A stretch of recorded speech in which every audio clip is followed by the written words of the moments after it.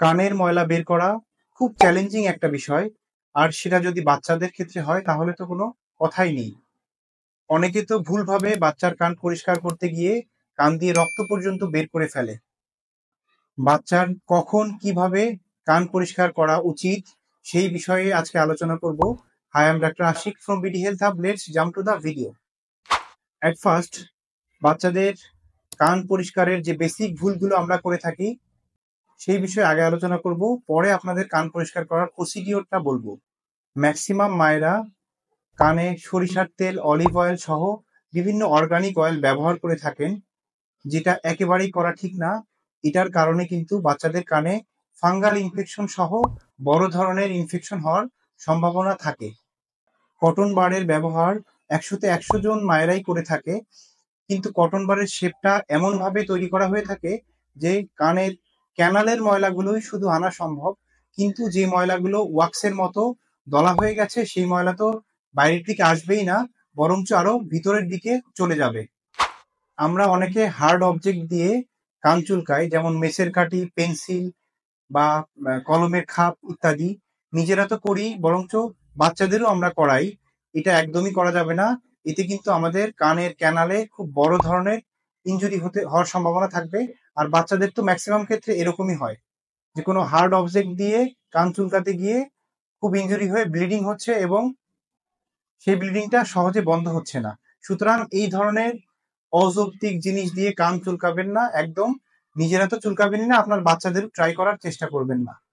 তাহলে আমরা কি করব, কিভাবে আমরা বাচ্চাদের কান পরিষ্কার করব? মনে রাখতে হবে, কানের ময়লা সবসময় খারাপ না।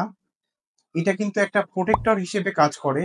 বাইরের যত ধুলাবালি বা জীবাণু থাকে সেটাকে কানের ভিতরের সুরক্ষিত অংশ পর্যন্ত এটা পৌঁছাতে বাধা প্রদান করে। সুতরাং কানের ময়লা সবসময় খারাপ না।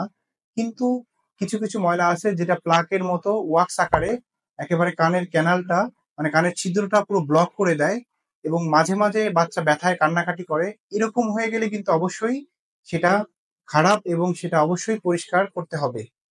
সেক্ষেত্রে কটন বাড দিয়ে বা কোনো অবজেক্ট দিয়ে ওই ময়লাটা বের করা সম্ভব না।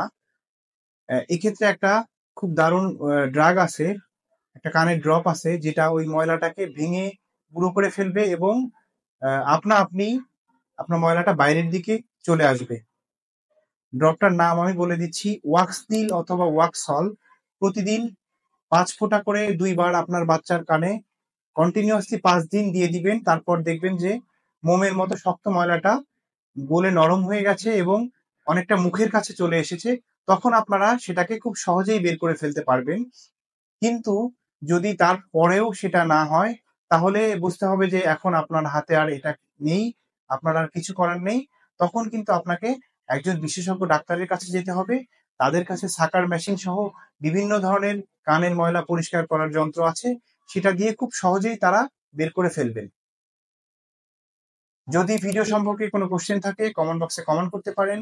আর চ্যানেলে নতুন হলে সাবস্ক্রাইব করতে একদম ভুলবেন না। দেখা হচ্ছে পরবর্তী কোনো ভিডিওতে। সেই পর্যন্ত ভালো থাকুন, সুস্থ থাকুন। আসসালামু আলাইকুম।